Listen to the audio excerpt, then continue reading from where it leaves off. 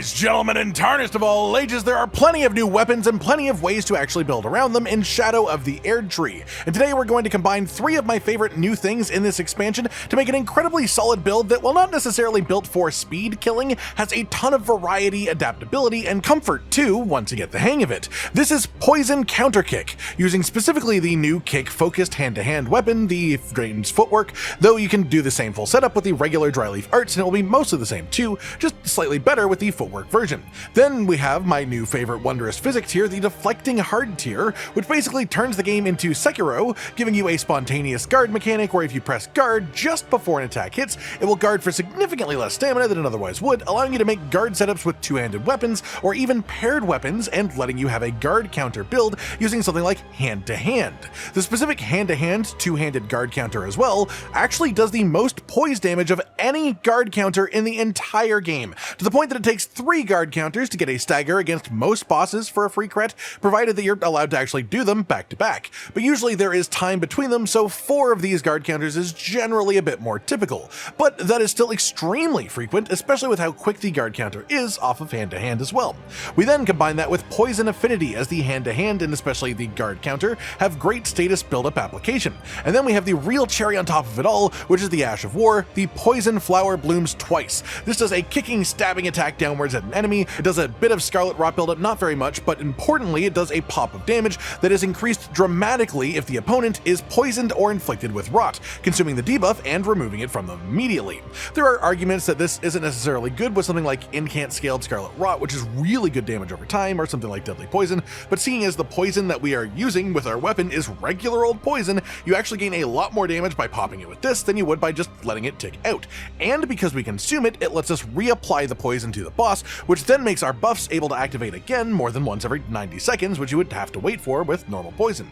Altogether, this comes to be a really coherent and enjoyable build, less about speed than about consistency, and it is just honestly really fun to play this way. All that said, let's dive into everything that you need to make the same setup that I have here: the weapons, armor, talismans, spells, flask upgrades, and of course then how to spend your level up points, and also any tips or tricks that I have for how to play and the buff cycle that we use before an important fight. Of course, the caveat that I'll be assuming that you already have any bits of this that are from the base game. Starting off then, we have Dane's Footwork. Again, this is somewhat interchangeable with the regular dryleaf arts if you are earlier in the DLC but still want to use the build, but the footwork version is the best option, and this simply comes from Dryleaf Dane in the big NPC invasion brawl that happens before the final boss. On this then, we put poison scaling, but for the rare boss that is poison immune, like Saint of the Bud, you can swap to occult scaling without even having to change your stats and still do reasonably well, because it'll increase your physical damage. You just won't get the poison buffs unless you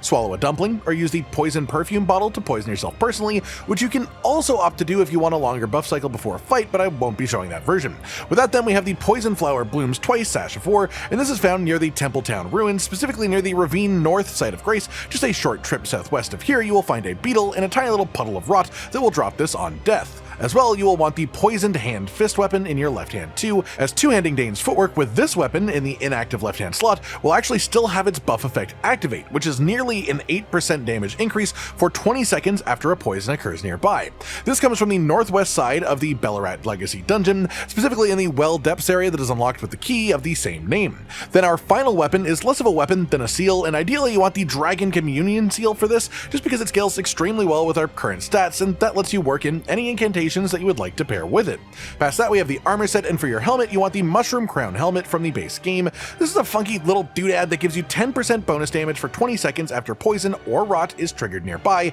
And then for your chest piece and your gauntlets, you will want Rakshasa armor for full min-max, as that gives you an extra 4% damage to everything you do, or alternatively, you can just use fashion in these slots as you please. For legs, it's sort of dependent on what the fight goes, like on a boss-to-boss basis. The Divine Bird Greaves are a rare drop from the Divine Bird Warrior enemies, and these give you 5% bonus damage to specifically kicks, which is pretty much all of our moveset, and the Poison Flower blooms twice, with the main exception being the guard counter doesn't count as a kick, which is a sort of like a double palm strike attack, so it doesn't get any bonus from this. Any fight where most of your attacks aren't guard counters, these pants are better as a result of that, but any fight where guard counters are actually much more plentiful to actually use, you would instead use Rakshasa armor for 2% to just all damage that you do, rather than the more specified 5%. Then we have our talismans for this build. The Kindred of Rot's Exaltation Talisman for a further 20% bonus to all damage done for 20 seconds after a poison or rot occurs nearby, the Shard of Alexander for a 15% bonus to weapon skill damage specifically, and then the Curved Sword Talisman for a 15% bonus to damage of guard counters,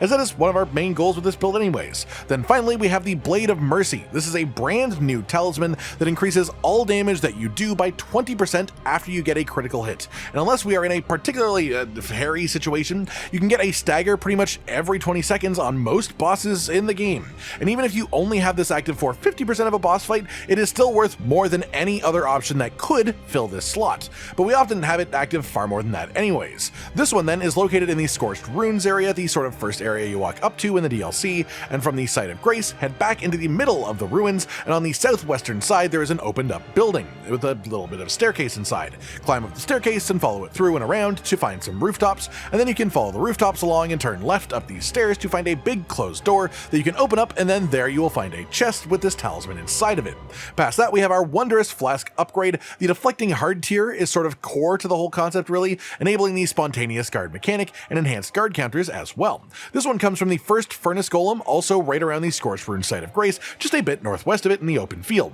Your other tier slot is a bit more of a personal choice. Of course, as usual, if you're feeling bold enough to be able to deal with some health drain, the Bloodsucking tier is the best offensive option, offering you a 20% bonus to all damage done at the cost of some constant health drain. But if you don't want to go for that, you can either go for the Opaline Hard tier for pure defense, allowing you to get some extra damage negation, or even something like the Thorny Cracked tier for the rare opening large enough to trigger multi-hit bonuses with our setup. Then finally, for what you need to actually have equipped, we have your spells, starting of course with Golden Vow, 15% boost to all damage done and 10% boost to damage negation for 80 seconds after casting. Then Flame Grant Me Strength for a 20% boost to both physical and fire damage for 30 seconds after you cast, as well as a small stamina regen buff, which is useful to us too. Then Blessing's Boon for a constant bit of health regen, giving you 8 health per second for 90 seconds after casting. Then for consumables, a neat little bonus one that stacks with everything else that we have is the Pickled Turtleneck for a bonus 10 stamina recovery per second, and this is a craftable consumable from the base game, but it just helps us in between combos get back to full a little bit faster.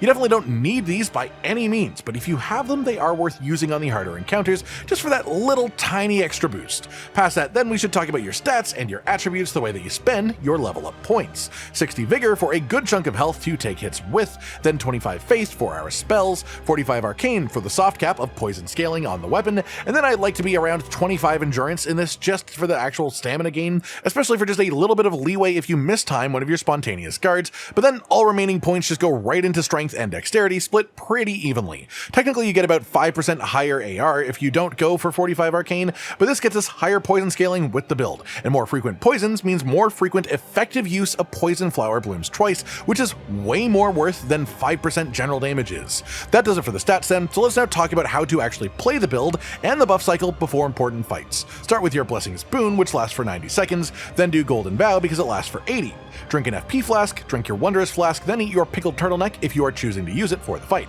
Then Flame Grant Me Strength, swap left hand over to the poisoned hand weapon, then two-hand the Dane's Footwork in your right side, and from there you are good to enter the fight. Once inside, your main goal is guard counters, but make sure to punish any openings that come at you with smaller hits to apply poison buildup. Once poison is applied, if there is any opening, it should be Poison Flower Blooms twice, unless you are close to a stagger, because the ideal combo of this build is stagger from a guard counter, hit the crit attack, then knock them down, and then you have to wait a beat and move slightly away from a boss before doing the skill so that it times with the end of their ground invulnerability and do a massive pop of damage with Poison Flower Blooms twice. And this then benefits both from the poison clearing that you get and the boost from Blade of Mercy after we hit the crit. Generally, anytime a boss is poisoned, you want to look to use the skill as soon as you can, but you can also use it as a gap closer too, it's good for that. And other than that, you just want to focus on guard counters with little hits in between to apply the poisons until they're on. That just about does it for today then everyone. The Poison Kick Counter Martial Arts build, just a really sort of fun conceptual and thematic combination that actually works extremely well. This won't get you the fastest kills of any build by any means, but it will give you a super unique playstyle that is still extremely strong. I hope you've all enjoyed this then, and I hope you enjoy using this too if you actually pick it up for yourself. Like if you liked the video, subscribe to the notification bell for more, and most importantly, ladies and gentlemen, until next time, stay sweet. Josh, Cotton, and Hollow with the videos, dropping the humor like a hammer on your tippy toes, bringing entertainment on a daily arrangement to take our insanity and turn it into entertainment. Yes, I said entertainment twice, to reiterate that it is nice to look into your faces on a mostly daily basis when you let us in your homes to make the whole world a stage. Goodbye.